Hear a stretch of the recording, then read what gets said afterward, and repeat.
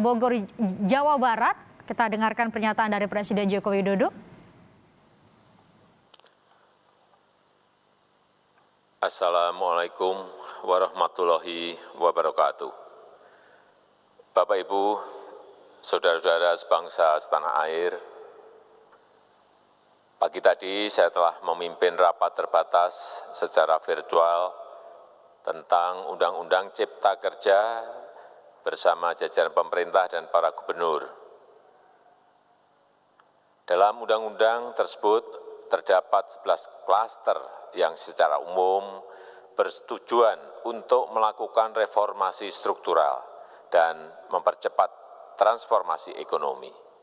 Adapun klaster tersebut adalah urusan penyederhanaan perizinan, urusan persyaratan investasi, urusan ketenaga kerjaan, urusan pengadaan lahan, urusan kemudahan berusaha, urusan dukungan riset dan inovasi, urusan administrasi pemerintahan, urusan pengenaan sanksi, urusan kemudahan pemberdayaan dan perlindungan UMKM, urusan investasi dan proyek pemerintah, serta urusan kawasan ekonomi.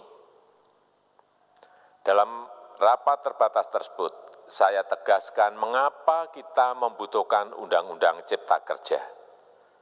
Pertama, setiap tahun ada sekitar 2,9 juta penduduk usia kerja baru, anak muda yang masuk ke pasar kerja, sehingga kebutuhan atas lapangan kerja baru sangat-sangat mendesak. Apalagi di tengah pandemi, terdapat kurang lebih 6,9 juta pengangguran dan 3,5 juta pekerja terdampak pandemi COVID-19. Dan sebanyak 87% dari total penduduk bekerja memiliki tingkat pendidikan setingkat SMA ke bawah, di mana 39% berpendidikan sekolah dasar, sehingga perlu mendorong penciptaan lapangan kerja baru, khususnya di sektor padat karya.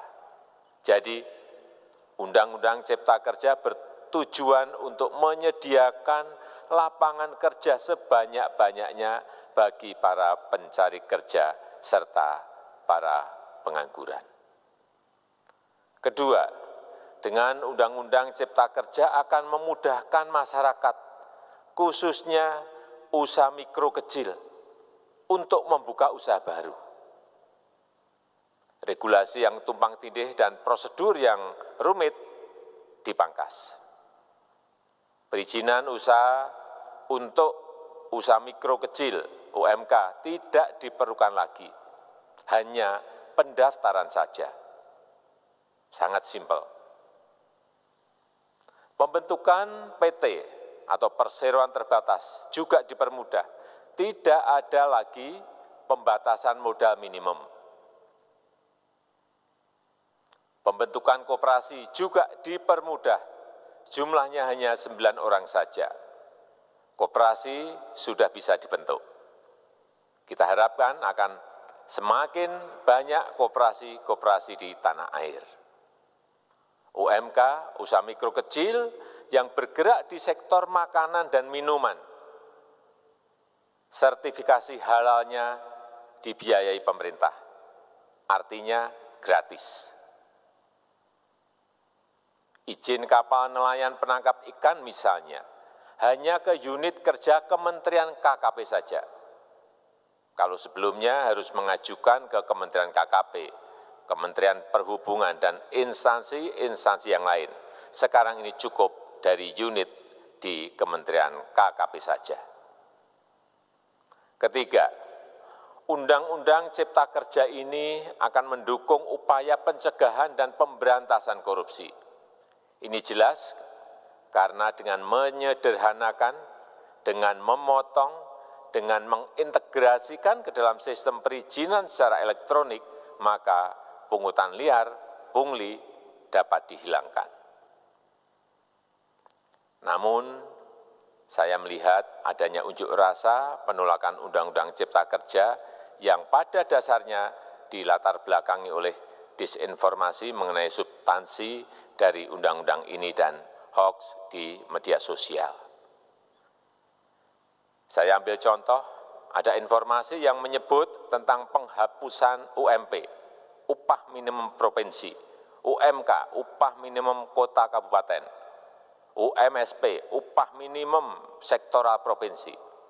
Hal ini tidak benar, karena faktanya upah minimum regional, UMR, tetap ada. Ada juga yang menyebutkan bahwa upah minimum dihitung per jam. Ini juga tidak benar. Tidak ada perubahan dengan sistem yang sekarang. Upah bisa dihitung berdasarkan waktu dan berdasarkan hasil.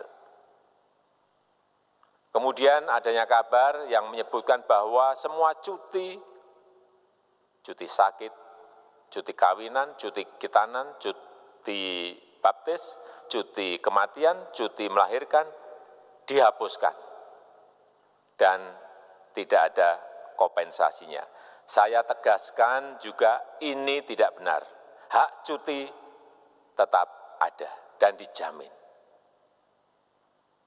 Kemudian apakah perusahaan bisa mem-PHK kapanpun secara sepihak? Ini juga tidak benar. Yang benar, perusahaan tidak bisa me-PHK secara sepihak. Kemudian juga pertanyaan mengenai benarkah jaminan sosial dan kesejahteraan lainnya hilang. Yang benar, jaminan sosial tetap ada. Yang juga sering diberitakan tidak benar adalah mengenai dihapusnya AMDAL, analisis mengenai dampak lingkungan. Itu juga tidak benar. AMDAL tetap ada. Bagi industri besar harus studi AMDAL yang ketat. Tetapi bagi UMKM lebih ditekankan pada pendampingan dan pengawasan. Ada juga berita mengenai Undang-Undang Cipta Kerja ini mendorong komersialisasi pendidikan. Ini juga tidak benar. Karena yang diatur hanyalah pendidikan formal di kawasan ekonomi khusus, di KEK. Sedangkan perizinan pendidikan tidak diatur di dalam Undang-Undang Cipta Kerja ini. Apalagi perizinan untuk pendidikan di pondok pesantren. Itu tidak diatur sama sekali dalam Undang-Undang Cipta Kerja ini. Dan aturannya yang selama ini ada tetap berlaku. Kemudian diberitakan bahwa keberadaan bank tanah. Bank tanah ini diperlukan untuk menjamin kepentingan umum, kepentingan sosial, kepentingan pembangunan nasional, pemerataan ekonomi, dan konsolidasi lahan serta reforma agraria. Ini sangat penting untuk menjamin akses masyarakat terhadap kepemilikan tanah, kepemilikan lahan, dan kita selama ini tidak memiliki bank tanah. Saya tegaskan juga bahwa Undang-Undang Cipta Kerja ini tidak melakukan resentralisasi kewenangan dari pemerintah daerah ke pemerintah pusat. Tidak ada. Perizinan berusaha dan pengawasannya tetap dilakukan oleh pemerintah daerah sesuai dengan NSPK, norma, standar, prosedur, dan kriteria yang ditetapkan pemerintah pusat. Ini agar dapat tercipta standar pelayanan yang baik di seluruh daerah dan penetapan NSPK ini dapat nanti akan diatur di dalam PP atau peraturan pemerintah. Selain itu, kewenangan perizinan untuk non-perizinan berusaha tetap ada di Pemda, sehingga tidak ada perubahan. Bahkan kita melakukan penyederhanaan, melakukan standarisasi jenis dan prosedur berusaha di daerah. Dan perizinan berusaha di daerah diberikan batas waktu. Ini yang penting di sini. Jadi ada service level of agreement. Permohonan perizinan dianggap disetujui bila batas waktu telah terlewati. Saya perlu tegaskan pula bahwa Undang-Undang Cipta Kerja ini memerlukan banyak sekali peraturan pemerintah atau PP dan peraturan presiden atau Perpres. Jadi setelah ini akan muncul PP dan Perpres yang akan kita selesaikan paling lambat 3 bulan setelah diundangkan. Kita pemerintah membuka dan mengundang masukan-masukan dari masyarakat dan masih terbuka usulan-usulan dan masukan dari daerah-daerah. Pemerintah berkeyakinan melalui Undang-Undang Cipta Kerja ini jutaan pekerja dapat memperbaiki kehidupannya dan juga penghidupan bagi keluarga mereka. Dan kalau masih ada, jika masih ada ketidakpuasan terhadap Undang-Undang Cipta Kerja ini, silahkan mengajukan uji materi atau judicial review melalui MK, Mahkamah Konstitusi. Sistem ketatanegaraan kita memang mengatakan seperti itu. Jadi, kalau masih ada yang tidak puas dan menolak, silahkan diajukan uji materi ke MK. Saya rasa itu yang bisa saya sampaikan pada kesempatan yang baik ini. Terima kasih.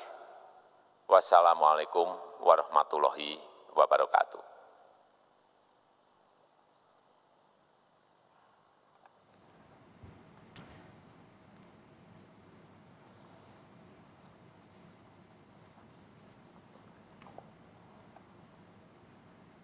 Itu dia, Saudara.